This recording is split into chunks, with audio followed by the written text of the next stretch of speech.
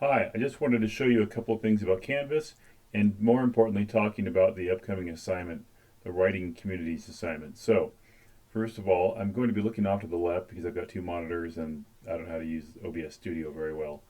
So here we go.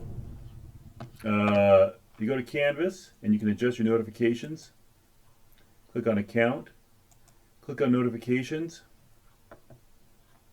go down to Announcements and make sure that one of your email addresses is getting announcements from me or from the course. Okay, so if something cool is happening, or if you're getting more points, or I'm giving away handfuls of money, or whatever, you're going to want to know about that. So make sure you've got this activated in some way.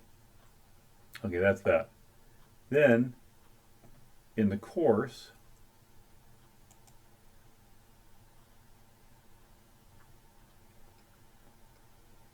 we've got an upcoming assignment, and it is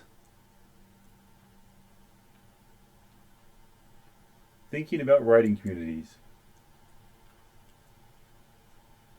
So, it's a 3 to 5 page personal narrative that explores a particular writing community that you are very familiar with and that you feel comfortable discussing with your peers.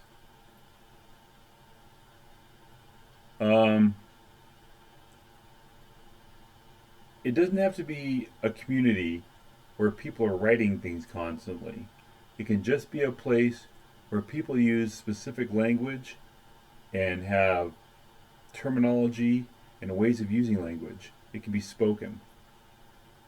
Okay? So you're going to show how you entered the community. It can't be a community you were born into.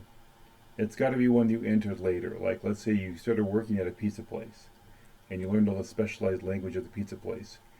Or let's say you got a job somewhere else. Or let's say that you started high school and you participated in a play and started hanging out with all the drama kids.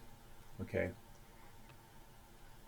So, you're going to want to include a main point or takeaway, a thesis, but you may not know what that thesis is until you're done writing the paper. So you can go back and you can add the thesis at the end, because you're going to discover things as you go through and work on the paper.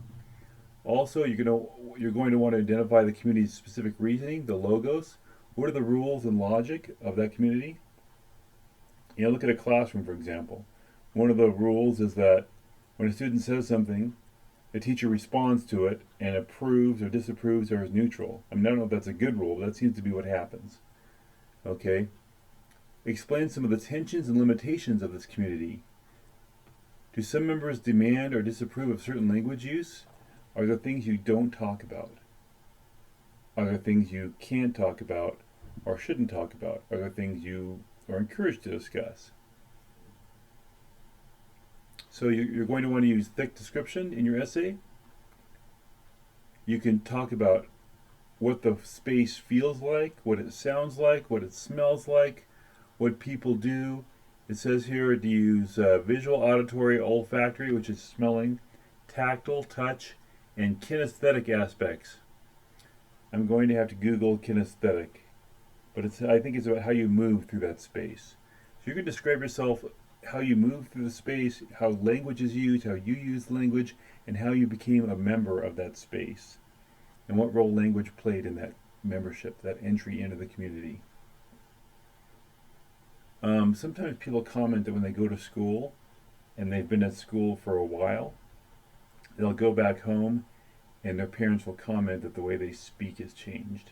That's certainly an example of a language community. Sometimes that can create tension.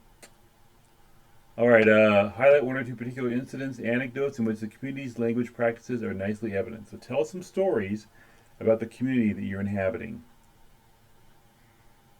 You'll be graded how? 3 to 5 pages, double spaced. That's about 250 words per page. You've got to choose an appropriate community and then email me if you have questions about that. You're going to want to for sure use the words logos, ethos, and pathos and identify them in your community. They're not going to be equal. There may be more logos going on. That is lots of logical rules. If you're in a job that does tech support, You may have rules for how you interact with the customers or the clients. It could be that you are in a community that's governed by pathos, which is emotion. I can't think of any examples right now, but that's certainly an option. So you should address all three of those, but maybe not equally. Um, you're going to want to use evidence that supports your thesis.